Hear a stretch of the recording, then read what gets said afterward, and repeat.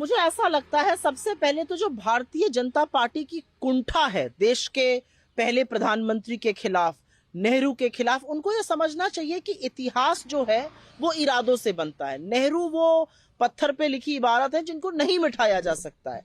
आप बार बार नेहरू को मिटाने का जब प्रयास करते हैं तो आप और बौने नजर आते हैं। आप नेहरू को मिटाइएगा। कौन है नेहरू?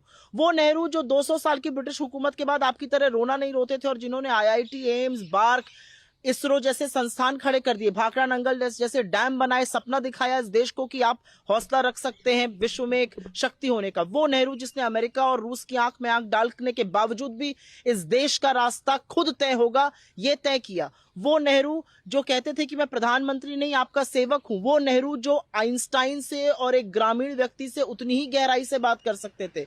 वो नेहरू जिन्होंने इस देश को ऐसी संस्थाएं दी, जिन्होंने हमें एक मॉडर्न लिबरल डेमोक्रेसी बनाया।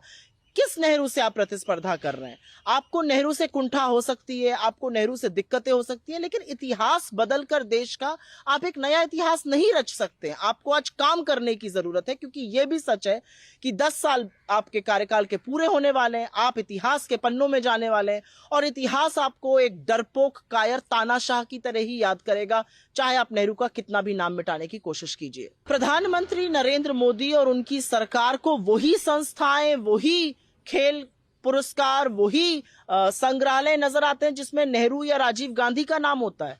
अगर ये राजनीतिक कुंठा एक बौनी उच्छिद्र राजनीति नहीं है तो ये क्या है?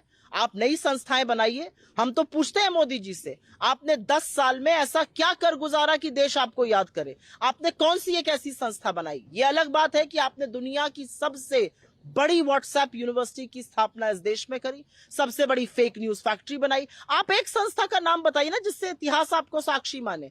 आपने तो पार्लियामेंट तक को अपने स्वांग के लिए रच डाला। आपने तो पार्लियामेंट तक के लोकतंत्र को खत्म करके, राष्ट्रपति को बाहर करके, बेटियों को बाहर पिटवाकर वहां अपना राज्याभिषेक कराया। आप एक संस्था का नाम बताइए।